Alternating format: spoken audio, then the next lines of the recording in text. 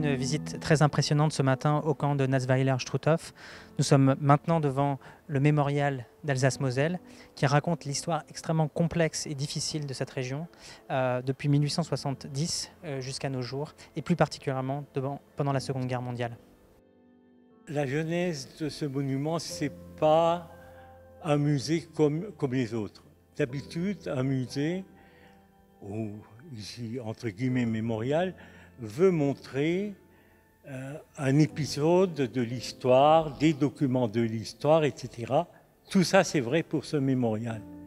Mais il y a tout à fait une autre raison dans la genèse, c'est d'une volonté politique. Pourquoi ? Parce qu'ils en avaient assez que l'Alsace soit calomniée. Parce que l'Alsace calomniée, parce que l'histoire de l'Alsace n'est pas du tout connue. Il faut qu'on construise une sorte de musée, mais qui a un rôle didactique, expliquer aux visiteurs notre histoire, ne rien rajouter, ne rien soustraire, dire voilà, avant de nous critiquer, regardez notre histoire.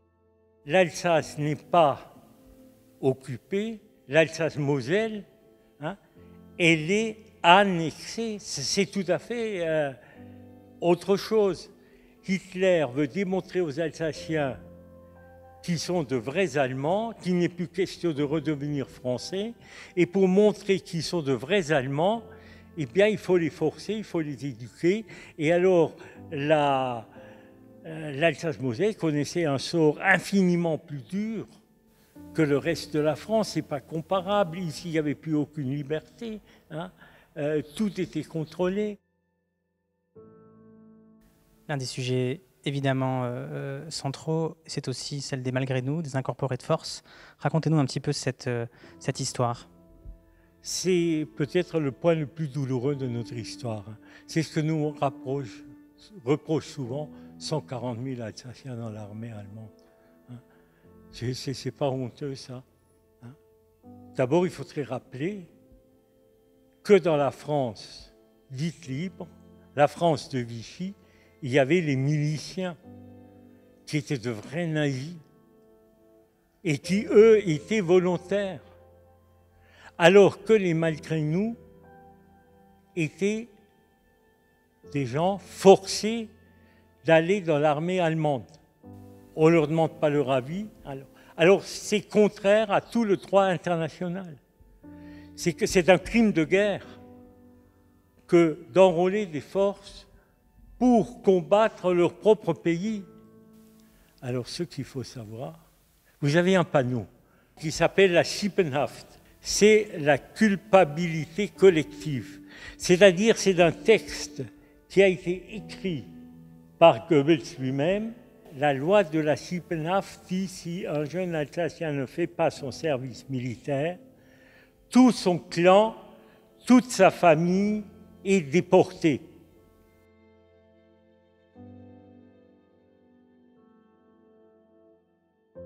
Près du mémorial, on retrouve un camp de sûreté, le camp de sûreté de Schirmeck. Racontez-nous sa genèse et son objet. Alors, la construction du camp de sûreté de Schirmeck-la-Broque a commencé le 7 juillet 1940. Les nazis, quand ils ont annexé le territoire, étaient en fait à la recherche d'un endroit pour construire un camp de transit.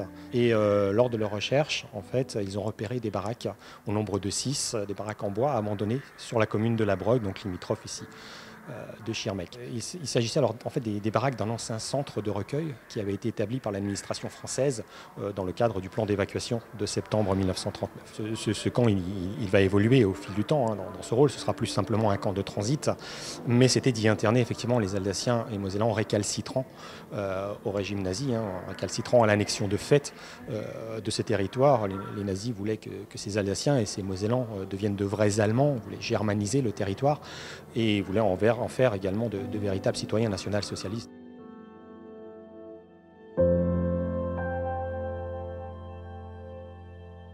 On est maintenant au cœur du fort de Mutzig. Racontez-nous un petit peu la genèse de cette construction absolument incroyable. Alors cette fonction démarre avec l'empereur Guillaume II qui prend le pouvoir en 1888 et qui reprend un plan de 1884. L'idée, c'est de verrouiller la plaine du Rhin complètement contre les éventuelles opérations françaises venant de Belfort et ou d'Épinal. Alors l'emprise du fort représente 254 hectares en tout. Il est constitué d'une cinquantaine d'ouvrages qui, mis bout à bout, représentent 40 000 m² souterrains, ce qui permettait de loger 7 000 hommes en tout. Il dispose d'une artillerie très puissante, 22 tourelles en tout, 8 obusiers de 150 et 14 tourelles de 105. C'est ici qu'on a inauguré toutes les nouvelles technologies, donc le béton, la cuirasse en acier, l'électricité, les centrales électriques. On a ensuite inauguré ici tout un ensemble de nouvelles technologies dans le domaine de l'observation, des cuirassements. C'est vraiment un prototype qui va révolutionner la construction des fortifications. Il va évidemment changer de maître. Après la Première Guerre mondiale, en 1918, l'armée française s'en empare, sans combat d'ailleurs. Elle va l'étudier fortement, s'en inspirer nettement pour la construction de la ligne Maginot. Les Allemands reviennent en 1940. Ils ne l'utilisent pas vraiment. C'est déjà obsolète dans leur concept, c'est la guerre de mouvement. Donc une fortification statique ne sert pas à grand-chose.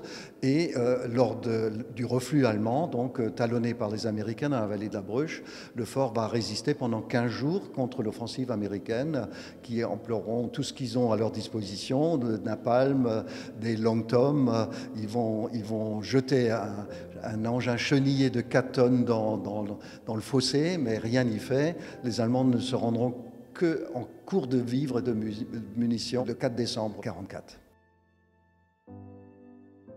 C'est la fin de ce deuxième épisode en Alsace, ici au fort de Mutzig, après une journée très chargée. On se retrouve au prochain épisode dans le nord de l'Alsace pour visiter notamment la ligne Maginot.